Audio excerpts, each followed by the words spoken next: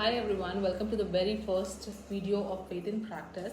I am Srishti and I want to share my faith stories. This is a purely Christian based channel. So if you are a Christian, you might like giving us a follow up. And in here, I'll share my own personal stories I've told you, and also the stories of some people whom I know who are open to coming in camera and sharing their faith stories. So let's start with today's episode. Um, Today's story is gonna be my probationary exam story. How I passed my probationary exam without even cheating. So if you are in a job, so you know, like, you have to give this probationary exam and then you get your increments.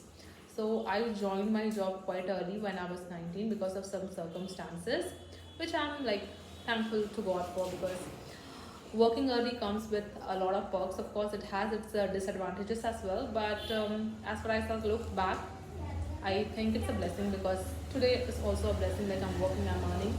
So I wasn't able to pass my probationary exam for quite some years, because I never appeared in my probationary exam because of some sort of confusion. Then I finally came to know, okay, कि मेरे को भी probationary exam देना है. If I give this probationary exam, of course, then मेरा probation period खत्म हो जाएगा, and then I will be able to get increment. So already मेरे joining के काफ़ी साल हो चुके थे, 2-4 साल या ज़्यादा, let's say.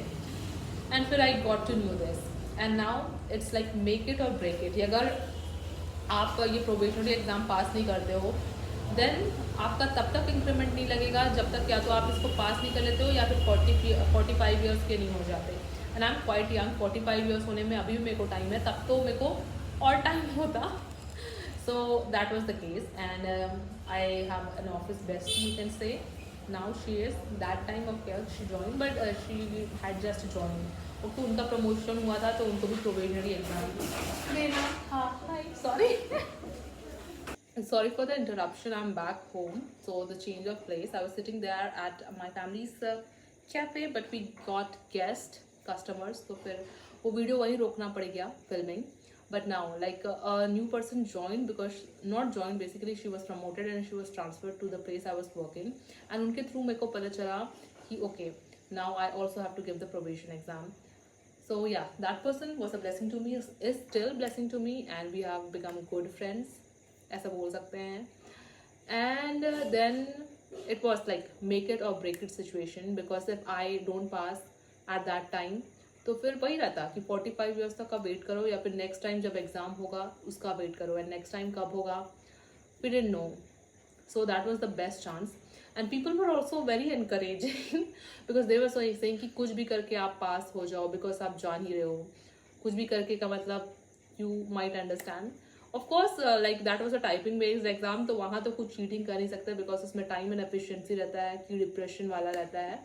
It was basically a typing efficiency test that you have to do as a clerk to get rid of your probationary period and become like a permanent sort of employee that gives you incentives, more like increment. Yeah, so that was the case.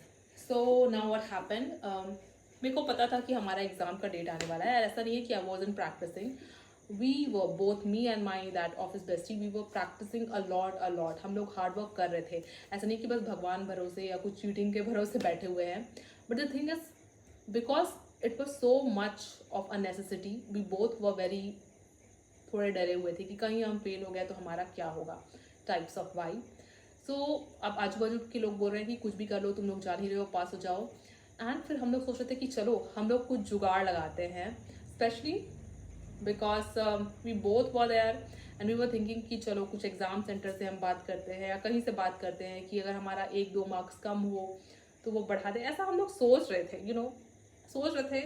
But the thing is, I am a Christian, she is also a Christian, and specially her husband is like a very practicing Christian. तो that madam asked her husband, and उनके husband ने कहा चाहे जो भी है, this is तो wrong only, okay, because it's kind of cheating, ऐसा उनके हस्बैंड ने कहा. And then I have another bestie who is my school bestie, and I know like वो हाँ कहाँ और नहीं का नहीं. She is very discipline, she follows the Bible, she follows all the commandments. And फिर I have another bestie also. So bestie number 1, bestie number 2, bestie number 3. Okay, so one is my school bestie, like high school bestie, and the other one was my primary school bestie. So because मेरे को पता था कि वो मेरी primary school bestie है, वो थोड़ा समझेगी मेरे बात को. सो आई कॉल्ड हर. फिर मैंने उसको बताया कि ऐसा ऐसा केस है, व्हाट शुड आई डू. तो शी वॉज लाइक ऐसा सब करते हैं. नहीं, शी इस उसके बारे में बुराई नहीं करी हूँ, she is of very good heart. वो मेरे बारे में सोची और वो बोली कि ऐसा या ये तो होता रहता है, लोग ऐसा करते हैं. सो उसने अपना एक्सेप्टेंस दे दिया मेरे को कि ऐसा तुम कर लो, कुछ साठ गांठ कर लो. एंड ओके, बट जो दूसरी मेरी बेस्टी है, हाई स्कूल बेस्टी, उसको मैंने कॉल नहीं किया बिकॉज आई न्यू कि अगर मैं उसको ये सब बताऊंगी तो शी विल से कि ऐसा करना गलत है, मत करना. एंड उसके हस्बैंड तो बोल चुके थे, जो मेरी ऑफिस बेस्टी है, कि ये सब गलत ही है. And in heart I knew. फिर हमारा एग्ज़ाम डेट आ गया और उस टाइम क्रिसमस वेकेशन चल रहा था. I was in my home town celebrating Christmas. And फिर क्रिसमस हो गया and New Year Eve I remember. Okay, so New Year Eve में हमारा एग्ज़ाम का टाइम टेबल आ गया कि 15 दिन बाद या 10 दिन बाद हमारा एग्ज़ाम है. And we knew both of us, both are besties, मतलब me and my office bestie, कि हमने काफ़ी कुछ प्रैक्टिस किया है, but still we were confuse. तो फिर मैंने ही उनको आगे से कॉल किया और मैंने बोला कि देखो मैडम, कुछ जुगाड़ हो सकता है क्या. तो शी वॉज लाइक या आई ट्राई. ये मैंने दोपहर में उनको कॉल करके ये सब बोला था. फिर then by the end of that day, exactly on New Year Eve, I remember, पता नहीं कैसे तो मेरे को अच्छा नहीं लगा अंदर, यू नो, कि चाहे जो भी है, of course the world is following this, और ऐसा कुछ नहीं होता है, थोड़ा सा आप साठ गांठ करके पास हो सकते हो, the world is doing that. But मेरा अंतरात्मा मेरे को गवाही नहीं दे रहा था, like this is wrong. And then I decided, चलो हो गया, इतना साल तो वेस्ट हो ही गया है, अगर फेल हो गया तो हो गया. But I will not cheat, rather ये जो इजी वे है मैं ये नहीं लेके वापस से I will practice by typing, is what I thought. जबकि वो चीज़ किया जा सकता था because we had connections, you might say that, but we decided both of us like हम ऐसा नहीं करेंगे.